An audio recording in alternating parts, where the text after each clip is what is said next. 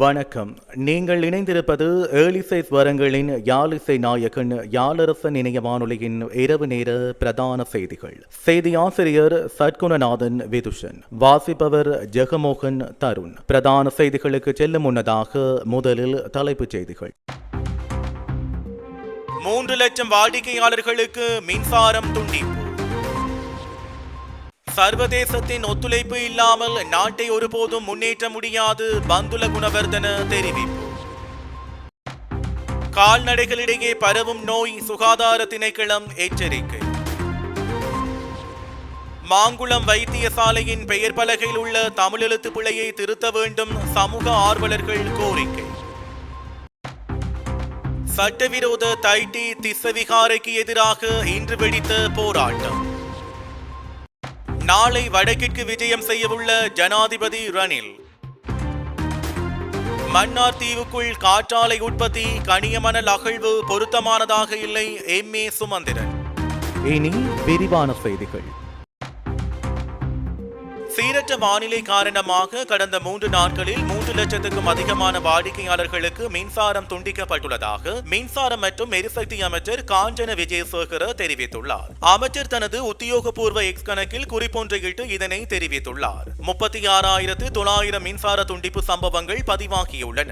மின் விநியோகத்தை சீரமைக்க மேலதிக ஊழியர்கள் நியமிக்கப்பட்டுள்ளதாகவும் மின்சாரம் துண்டிக்கப்பட்ட இடங்களுக்கு அடுத்த 24 மணித்தியாலங்களில் மின்சாரம் விநியோகிக்கப்படும் எனவும் அமைச்சர் தனது அறிவிப்பில் குறிப்பிட்டுள்ளார். இதேவேளை மின்சார பாவனையாளர்கள் 1987 என்ற அவசர தொலைபேசி இலக்கத்திற்கு அழைப்பு அல்லது குறுஞ்செய்தி அனுப்பி மின்வெட்டு தொடர்பில் அறிவிக்க முடியும் என அமைச்சர் காஞ்சன விஜயசேகர தனது அறிவிப்பில் மேலும் குறிப்பிட்டுள்ளார். இலங்கையின் பாலின உரிமைகள், மனித உரிமைகள் மற்றும் ஜனநாயக நிர்வாகம் போன்ற திட்டங்களுக்காக பல்வேறு வெளிநாட்டு அமைப்புகளால் நிதியளிக்கப்பட்ட பல முன்னணி தன்னார்வ தொண்டு நிறுவனங்களை கண்காணிக்க புதிய சட்டம் ஒன்று அறிமுகப்படுத்தப்பட உள்ளது. தொண்டு நிறுவனங்களுக்கு கிடைத்த நிதி தொகைகள் தொடர்பில் உரிய கண்காணிப்புகள் மேற்கொள்ளப்படவில்லை என தகவல்கள் வெளியாகியுள்ள நிலையிலேயே இந்த சட்டமானது கொண்டுவரப்பட உள்ளது. இலங்கையின் தன்னார்வ தொண்டு செயலகத்தில் பதிவு செய்யப்பட்ட தன்னார்வ தொண்டு நிறுவனங்களுக்கு கடந்த ஆண்டு 33 பில்லியன் ரூபாய் நிதி கிடைக்கப்பெற்றுள்ளது. இந்நிலையில் நிறுவன பதிவாளரின் கீழ் மாத்திரமே பதிவு செய்யப்பட்டுள்ள முக்கிய தன்னார்வ தொண்டு நிறுவனங்களுக்கு பெரும் தொகை நிதி கிடைத்திருக்க வேண்டும் என நம்பப்படுகிறது. இதனிடையே முன்மொழியப்பட்ட அரசு சாரா நிறுவனங்கள் பதிவு மற்றும் மேற்பார்வை யோசனை நாடாளுமன்றத்தில் சட்டமாக்கப்படுவதற்கான இறுதிக்கட்டத்தில் உள்ளது. இந்த சட்டம் நடைமுறைப்படுத்தப்பட்டால் அரசு சாரா நிறுவனங்களின் செலவுகள் மற்றும் செயற்பாடுகள் குறித்து முறையான சரிபார்ப்பை மேற்கொள்ள முடியும் என்று அரசாங்கம் அறிவித்துள்ளது. இதேவேளை முன்மொழியப்பட்டுள்ள இந்த சட்டத்திற்கு எதிர்ப்பு தெரிவித்து முன்னணி அரசு சார்பற்ற நிறுவனங்கள் கொழும்பை தளமாக கொண்ட ராஜதந்திர சமூகத்திடம் முறையிட்டுள்ளன. இதனையடுத்து அந்த சட்டத்தில் இணைக்கப்பட வேண்டிய சில அவதானிப்புகளை அமெரிக்க வெளியுறவுத்துறையும் இலங்கைக்கு அனுப்பியுள்ளது. அமெரிக்காவின் இந்த அவதானிப்புகள் அரசு சார்பற்ற நிறுவனங்கள் மற்றும் பிற சிவில் சமூக அமைப்புகளுடன் இணைந்து புதிய சட்டமூலத்தை உருவாக்குவதற்கான பரிசீலனைக்காக சட்ட வரைவாளர் திணைக்களத்திற்கு அனுப்பப்பட்டுள்ளதாக இலங்கையின் பொது பாதுகாப்பு அமைச்சு தெரிவித்துள்ளது.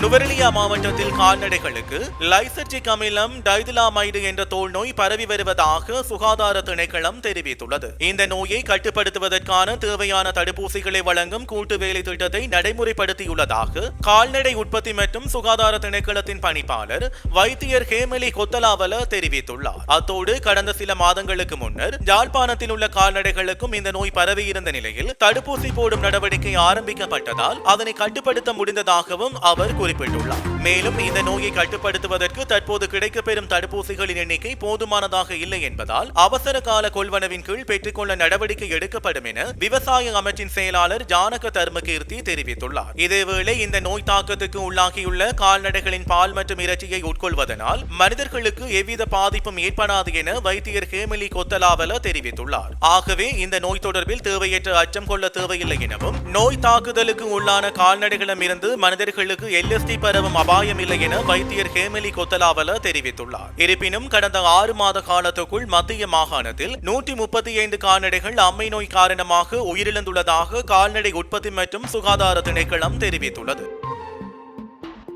பௌத்தர்களின் புனித பெருநாளான வெசாக் பௌர்ணமி தினத்தில் மாங்குளம் போலீஸ் நிலையத்திற்கு முன்பாக பொதுமக்களுக்கான ஐஸ்கிரீம் வழங்கும் நிகழ்வு இன்றைய தினம் இடம்பெற்றுள்ளது. இன்று காலை 10:30 மணிக்கு முல்லைத்தீவு மாவட்டத்தின் உதவி போலீஸ் அத்தியட்சகர் அசோக பெரேரா மற்றும் மாங்குளம் போலீஸ் நிலைய பொறுப்பதிகாரி நீல்கிரிந்தே உள்ளிட்ட அதிகாரிகளால் ஐஸ்கிரீம் வழங்கி வைக்கும் நிகழ்வு ஆரம்பித்து வைக்கப்பட்டதை தொடர்ந்து ஏனைன் பிரதான வீதியூடாக செல்கின்ற பயணிகள் மற்றும் மாங்குளம் கிராமத்தினுடைய மக்கள் என பலருக்கும் ஐஸ்கிரீம் வழங்கப்பட்டது. மன்னார் மாவட்டத்தில் கடந்த சில தினங்களாக நீடித்து வரும் பலத்த காற்றுடன் கூடிய சீரற்ற காலநிலை காரணமாக மீன்பிடி நடவடிக்கை பாதிப்படைந்துள்ளது. இன்றைய தினம் வீசி வரும் அதீத காற்று காரணமாக மீனவர்கள் மீன்பிடி நடவடிக்கைகளை தவிர்த்துள்ளனர். குறிப்பாக தாலுபாடு, சவுத்பார், பேசாலை மீனவர்கள் மீன்பிடி நடவடிக்கையினை தவிர்த்துள்ளனர். வீசி வரும் அதிக காற்று காரணமாக கடல் அலைகளும் அதிகமாக காணப்படுவதால் மீனவர்கள் தங்கள் மீன்பிடி வள்ளங்கள், வலைகள் உட்பட உபகரணங்களை பாதுகாப்பான இடங்களுக்கு நகர்த்தியுள்ளனர். அதே நேரம் காற்றின் வேகம் காரணமாக கரையோர பகுதிகளில் அமைக்கப்பட்டிருக்கும் மீனவர் வாடிகளும் சேதமாகியுள்ளமை குறிப்பிடத்தக்கது. மேலும் தனுஷ்கோடி பகுதியில் வழக்கத்தை விட காற்றின் வேகம் அதிகரித்து கடல் சீற்றத்துடன் காணப்பட்டு வருவதனால் அப்பகுதிக்கு சுற்றுலா பயணிகளுக்கு செல்வதற்கான தடை விதிக்கப்பட்டுள்ளது. அதாவது இன்று காலை 8 மணிக்கு மேல் வருவாய்த்துறை மற்றும் காவல்துறை அதிகாரிகள் தனுஷ்கோடிக்கு சென்று ஆய்வு செய்த பின்னர் காற்றின் வேகம் குறைவாக வீசினால் சுற்றுலா பயணிகள் செல்ல அனுமதிப்பார்கள் என எதிர்பார்க்கப்படுகிறது. இதனால் பல்வேறு மாவட்டம் மற்றும் மாநிலத்தில் இருந்து வந்திருந்த ஏராளமான சுற்றுலா பயணிகள் ஏமாற்றத்துடன் திரும்பிச் செல்லும் சூழல் உருவாகியுள்ளது. திருகோணமலை மாவட்டத்தின் சல்லிக்கடல் பகுதியில் இருந்து கடலுக்கு சென்ற மீனவர்கள் இருவரை காணவில்லை என மீனவர்களின் குடும்பங்கள் தெரிவித்துள்ளனர். இந்த சம்பவம் தொடர்பில் தெரிய வருவதாவது, கடந்த 20/5/2024 சல்லி பிரதேசத்தில் இருந்து காலை 10 மணி அளவில் கடலுக்கு சென்ற மீனவர்கள் இருவர் மாயமாகியுள்ளனர். குறித்த மீனவர்கள் வட்டாரம் 2 சல்லி பிரதேசத்தைச் சேர்ந்த குட்டிராசா சசிகுமார், முருகையா சுஜந்தன் என்பவர்களே இவ்வாறு காணாமல் போயுள்ளனர். இவர்கள் தொடர்பான தகவல் எதுவும் இதுவரை கிடைக்கவில்லை என உறவினர்கள் தெரிவிக்கின்றனர். குறித்த மீனவர்களை தேடி சல்லி பிரதேச மீனவர்கள் 10க்கும் மேற்பட்டவர்கள் இவர்களை தேடிச் சென்றுள்ள நிலையில் இது தொடர்பில் கடற்படைக்கும் அறிவிக்கப்பட்டுள்ளதாக மீனவர்களின் உறவினர்கள் தெரிவிக்கின்றனர். முல்லைத்தீவு மாவட்ட வைத்தியசாலைக்கு அருகில் துப்பாக்கி ரவைகளுடன் ஒருவரை முள்ளியவளை போலீசார் கைது செய்துள்ளனர். குறித்த கைது நடவடிக்கை முள்ளியவளை போலீசாருக்கு கிடைக்கப்பெற்ற தகவலுக்கு அமைய இன்று இடம்பெற்றுள்ளது. முல்லைத்தீவு மாவட்ட வைத்தியசாலைக்கு அருகில் நிறுத்தி வைக்கப்பட்டிருந்த வேன் ஒன்றினை சோதனை செய்த முள்ளியவளை போலீசார் வாகனத்தின் சாவி பெட்டியில் இருந்து ஒரு கைக்குண்டு, T56 ரக தோட்டாக்கள் 20 மற்றும் LMG ரக தோட்டாக்கள் 6 ஆகியவற்றை மீட்டுள்ளனர். இந்த சம்பவத்தில் வாகனத்தின் சாரதி கைது செய்யப்பட்டுள்ளதுடன் மேலதிக விசாரணைகளை முள்ளியவளை போலீசார் மேற்கொண்டு வருகின்றனர். மேலும் முல்லைத்தீவு மாவட்டத்திற்கு எதிர்வரும் 26ஆம் தேதி ஜனாதிபதி விஜயம் மேற்கொள்ள உள்ள நிலையில் பாதுகாப்பு நடவடிக்கைகள் பலப்படுத்தப்பட்டுள்ளமை குறிப்பிடத்தக்கது. ஜனாதிபதி ரணில் விக்ரமசிங்க பல்வேறு நிகழ்வுகளில் கலந்து கொள்வதற்காக நாளை வடக்கிற்கு விஜயம் செய்ய உள்ளார். அதன்படி 3 நாட்கள் விஜயமாக வடக்கிற்கு வரும் ஜனாதிபதி ரணில் விக்ரமசிங்க ஜாழ்ப்பாணம், முல்லைத்தீவு, கிளிநொச்சி மற்றும் வவுனியா மாவட்டங்களில் உரித்து தேசிய வேலை திட்டத்தின் கீழ் காணி உரிமங்களை வழங்கி வைக்க உள்ளார். அத்தோடு வடக்கில் இளைஞர்களுடன் ஜனாதிபதி விசேட சந்திப்பொன்றிலும் கலந்து கொள்ள உள்ளார். இவ்வாறு 10 முக்கிய நிகழ்வுகளில் ஜனாதிபதி பங்கேற்க உள்ளதுடன் வடக்கில் முன்னெடுக்கப்படும் அபிவிருத்தி திட்டங்கள் தொடர்பிலும் இவ்விஜயத்தின் போது விசேட அவதானம் செலுத்தப்பட உள்ளமை குறிப்பிடத்தக்கது. சட்டவிரோத தைட்டி திசை விகாரைக்கு எதிரான போராட்டம் ஓராண்டு கடந்து முன்னெடுக்கப்பட்டு வருகின்றது. குறித்த விகாரையானது தமிழ் மக்களது காணிகளை அபகரித்து சட்டவிரோதமாக கட்டப்பட்டுள்ளது. இந்நிலையில் அந்த விகாரையை அகற்றுமாறு கோரி ஒவ்வொரு பௌர்ணமி தினத்திலும் போராட்டம் முன்னெடுக்கப்பட்டு வருகின்றது. அந்த வகையில் இன்றைய தினமும் போராட்டம் முன்னெடுக்கப்படுகிறது. இந்த போராட்டத்தில் தமிழ் தேசிய மக்கள் முன்னணியின் ஊடக பேச்சாளர் கனகரத்தினம் சுகாஷ், காணியின் உரிமையாளர்கள், கட்சியின் உறுப்பினர்கள் மற்றும் பொதுமக்கள் என பலரும் கலந்து கொண்டுள்ளனர். சர்வதேசத்தின் ஒத்துழைப்பு இல்லாமல் நாட்டை ஒருபோதும் முன்னேற்ற முடியாது. அதனால் நாட்டின் அபிவிருத்தி திட்டங்களை முன்னெடுத்து செல்வதற்கு சர்வதேச ரீதியில் கடனுதவிகளை பெற்றுக்கொள்ள நேரும் என ஊடகத்துறை மற்றும் போக்குவரத்து அமைச்சர் பந்துல குணவர்தன தெரிவித்துள்ளார். நாடாளுமன்றத்தில் நேற்று இடம்பெற்ற சபை ஒத்திவைப்பு வேளை பிரேரணை மீதான விவாதத்தில் கலந்து கொண்டு உரையாற்றுகையிலேயே அவர் இவ்வாறு தெரிவித்துள்ளார். தொடர்ந்து கருத்து தெரிவித்த அவர், நாட்டை வங்குரோத்து நிலைக்கு கொண்டு சென்றவர்களால் நாட்டை பாதுகாக்க முடியாது என தெரிவித்து எதிர்க்கட்சியின் பிரதம கொறடாவான லக்ஷ்மன் கிரியல்ல மாற்று வேலை திட்டம் ஒன்றை சபையில் முன்வைத்தார். புதிய அரசாங்கத்திற்கு அதனை முன்னெடுக்க முடியும் என்றும் அவர் தெரிவித்தார். இது முற்றிலும் தவறான எண்ணம். 2001ஆம் ஆண்டிலிருந்தே நாட்டின் பொருளாதாரம் வங்குரோத்து நிலையை நோக்கி பயணிக்க ஆரம்பித்துள்ளது. அந்த சந்தர்ப்பத்தில் நாட்டின் பொருளாதார வளர்ச்சி சுதந்திரத்திற்கு பின்னர் 1.4 ஆக காணப்பட்டது. அப்போது கடந்த 2 வருடங்களுக்கு முன்பிருந்த நிலைமைக்கு சமமான நிலை நாட்டில் உருவாகியது. வட்டி வீதம் அதிகரித்தது. அந்நிய செலாவணி வீதம் கட்டுப்படுத்த முடியாமல் போனது. சந்திரிகா பண்டாரநாயக்க குமாரதுங்கவின் கீழ் ரணில் விக்ரமசிங்க அரசாங்கம் அமைக்கப்பட்டது. ஐக்கிய தேசிய முன்னணி அரசாங்கம் உருவாக்கப்பட்டு அந்த வங்குரோத்து நிலையிலிருந்து நாட்டை பாதுகாப்பதற்கு சட்ட ரீதியான நியதிகள் உள்ளடக்கப்பட்ட சட்டம் மூலம் நாடாளுமன்றத்தில் சமர்ப்பிக்கப்பட்டது. அது 2003 மூன்றாம் இலக்கு அரச முகாமைத்துவ பொறுப்பு சட்டமாகும். அதன் பின்னர் எவர் ஆட்சிக்கு வந்தாலும் சட்ட ரீதியாக தேவையை நிறைவேற்றி நாட்டை மீண்டும் கட்டியெழுப்ப தற்போது ரணில் விக்ரமசிங்கவாலேயே முடிந்துள்ளது. எனவே நாட்டின் அபிவிருத்தி திட்டங்களை முன்னெடுத்து செல்வதற்கு சர்வதேச ரீதியில் கடனுதவிகளை பெற்றுக் கொள்ள நேரும். சர்வதேசத்தின் ஒத்துழைப்பு இல்லாமல் நாட்டை அபிவிருத்தி செய்ய முடியாது. அத்துடன் தற்போதைய அரசாங்கம் பயணிக்கும் பாதையில் இருந்து மாறி வேறு மாற்று வழிக்கு சென்றால் நாட்டுக்கு ஏற்படும் அழிவுக்கு தனியாகவோ அல்லது ஒருமித்தோ தற்போதைய அரசாங்கமே பொறுப்பு கூற வேண்டிய நிலை ஏற்படும் என அவர் மேலும் தெரிவித்துள்ளார்.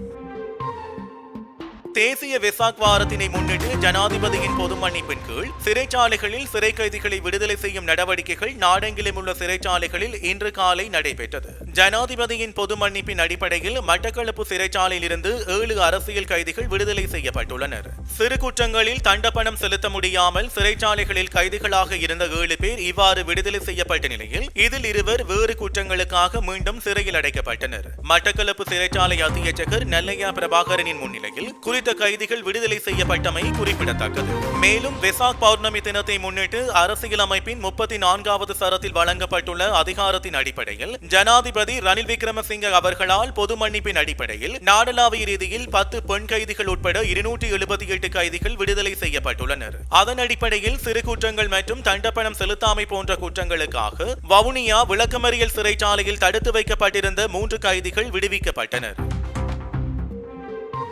ஜனாதிபதியால் திறந்து வைக்கப்படவுள்ள மாங்குளம் வைத்தியசாலையின் பெயர் பலகையில் உள்ள தமிழ் எழுத்து பிழையை திருத்துமாறு கோரிக்கை விடுக்கப்பட்டுள்ளது.